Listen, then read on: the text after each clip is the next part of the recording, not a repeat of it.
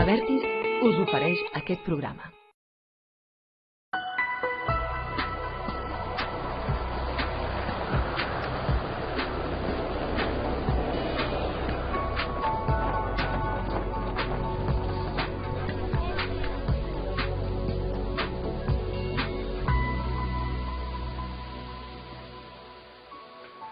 Molt bona tarda, benvinguts a l'Espai Terra. Iniciem una nova setmana que serà primaveral. Avui ja, per exemple, a Salt han arribat a 24 graus de màxima, també a Aldover 23 graus. Aquesta serà una setmana anticiclònica, amb altes pressions, vol dir amb sol, amb temperatures molt suaus, molt agradables.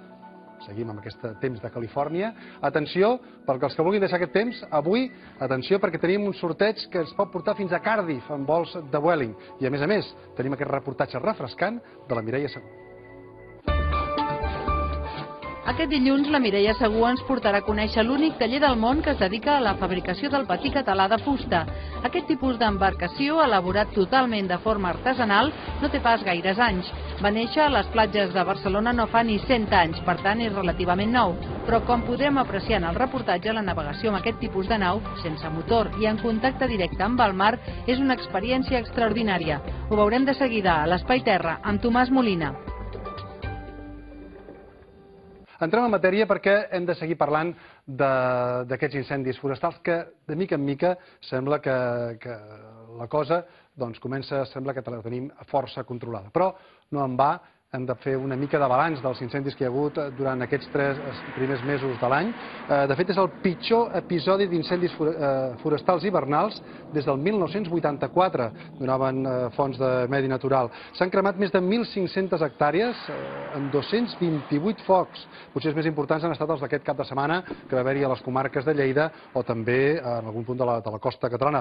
L'anterior rècord havia estat el 2011, amb menys, l'any passat es van cremar 117 incendis en 205 hectàrees cremades, és a dir, una setena part del d'aquest any, i el rècord anterior, ja ho dèiem, va ser el 1984, amb 2.125 hectàrees. Ara, la Gerri de la Sal encara estan remullant, però ja és un incendi controlat, i des d'ahir a les 7:10 a Girona ja també es donava per controlat l'incendi que hi havia a l'Empordà. Temps marcat també per aquests incendis que ens arriben des de la franja de Ponent, a la zona de Castanesa. Aquí, en aquesta zona de la Ribagorça, encara s'hi està treballant. El cap de setmana l'incendi es va acostar fins a Vilaller i treballen en aquests moments també dotacions de bombers de la Generalitat de Catalunya en un incendi que ja sembla que ha cremat unes 1.300 hectàrees i que sembla que els bombers tenen estabilitzat en 2/3 parts, però encara s'hi haurà de treballar perquè controlat sembla que encara no ho està. I també ens arriben imatges de l'altre cantó de la península Ibèrica d'incendis que estan afectant l'àrea de Galícia. De fet, aquesta baixa precipitació està provocant també en molts altres punts de la península Ibèrica problemes com aquesta imatge de la Guàrdia. Aquest sembla que ha estat per una negligència, però durant el cap de setmana s'han encès un parell més i sembla que de Galícia també es parla d'unes 2.500 hectàrees cremades en el que portem d'any. Però deixem els incendis una miqueta enrere i parlem d'altres temes. Mirin, parlarem de dues onades. La primera és aquesta que ens arriba de la Xina. És una onada que té diversos motius, el per què. D'una banda, és en aquesta zona que se'n diu el riu Qiangtang, de l'est de la Xina, on porten 302 litres per metre quadrat a les últimes pluges, un 60% més del que acostuma a ser normal, i es provoquen aquestes onades que són curioses perquè són una barreja de l'alta precipitació i dels efectes de la lluna plena del mes de març, que encara fa que les marees siguin molt altes i que provoca aquest retorn en forma d'onades que venen del mar i que s'ajunten amb les que fa l'aigua del riu quan baixa. Una altra onada, però realment absolutament diferent, és aquesta.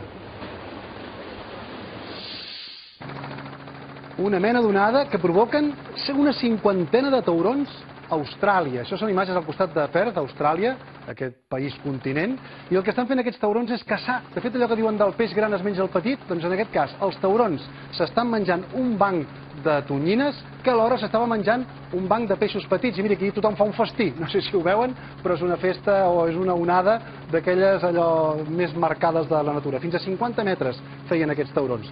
I ara, per pacificar una miqueta, doncs anem a una altra imatge molt més tranquil·la. Aquesta Potser són les orenetes que tenen niu des de fa més temps. Fa 2.000 anys, o més de 2.000 anys, que hi ha orenetes que fan niu en aquest mur, el mur de les Lamentacions de Jerusalem. És aquesta zona de la ciutat de Jerusalem que es fa servir per pregar, però que totes aquestes orenetes, doncs mirin, les segueixen amb aquestes càmeres per veure quin és el seu procés vital, i ja ho diem, potser són dels nius documentats més antics de tot el planeta. Però bé, avui és dilluns, ja saben que els dilluns ens agrada donar un cop d'ull a l'almanac, per tant doncs anem a veure la sortida i la posta del sol d'aquesta setmana. La sortida del sol és a les 7:06 del matí. La posta de sol és quan faltin 4 minuts per les 7 de la tarda. Això vol dir que el dia està durant ara 11 hores i 50 minuts. El pròxim canvi de lluna serà quart minvant aquest dijous a les 2:25. I un dia important, ens avancem a dilluns de la setmana vinent. Dilluns vinent, d'aquí en 7 dies, doncs és Sant Josep, el dia del pare. Per tant, doncs, nosaltres també ens fem ressò, per si algú s'ho vol anar pensant abans que dilluns nosaltres tornem al programa, que ho sàpiguen. I com que també arribarà la primavera el dia 20, doncs mirin que s'està preparant ja a la ciutat de València. De fet, pel dia 19, pel dia del pare, doncs aquest espectacle de les falles que ja comencen a plantar, amb una setmana que ja ho diem, serà molt tranquil·la, de temperatures altes i d'un temps absolutament radiant.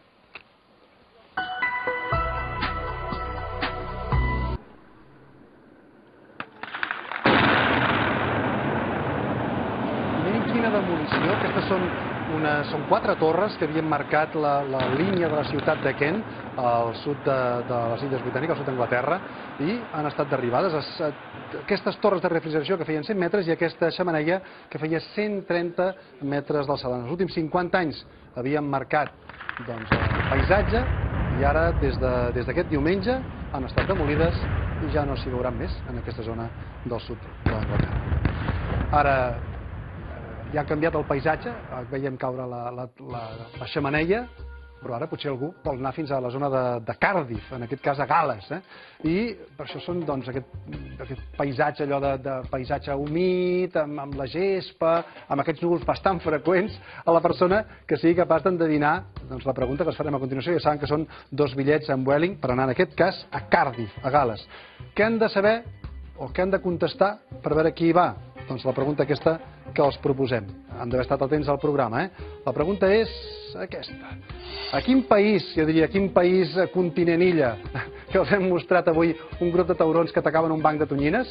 A quin país, en aquella mena d'onada, que han dit que era el peix gran que es menja el petit, hi havia aquells taurons que es menjaven les tonyines? Doncs bé, saben que van al Facebook del programa, allà en el mur hi ha un lloquet que posa concursos, clica en aquesta pestanyeta de concursos i responen. I demà, aquí en el programa, direm qui va fins a Cardiff amb aquests bitllets de Vueling.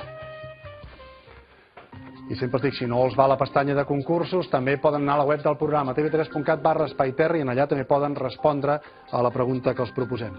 Què ens han enviat vostès de fotografies durant aquest cap de setmana? Doncs, sens dubte, incendis, fotografies a totes bandes. Segur que molts de vostès han estat a prop i han patit, allò de ben a prop la imatge de les flames i del fum.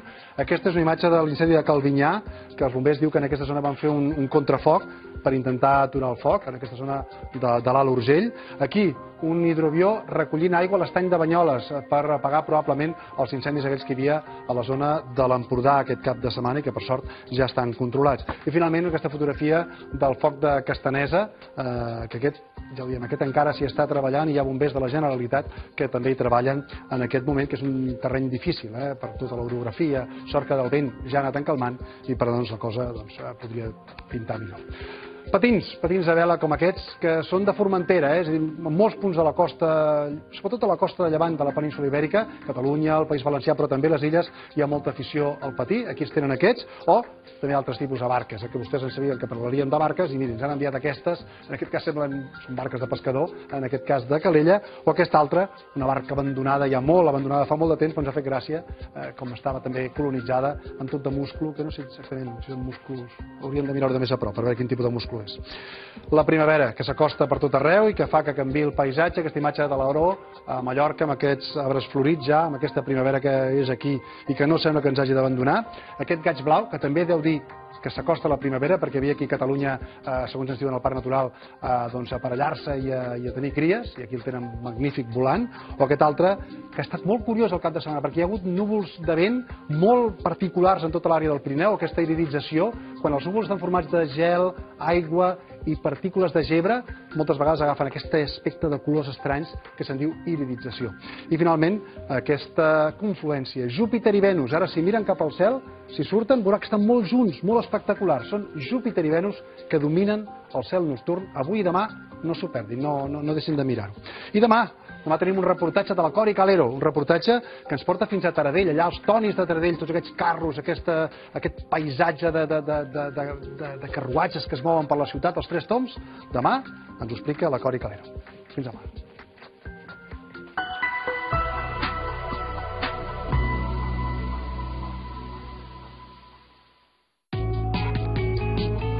La Fundació Abertis us ha ofert aquest programa.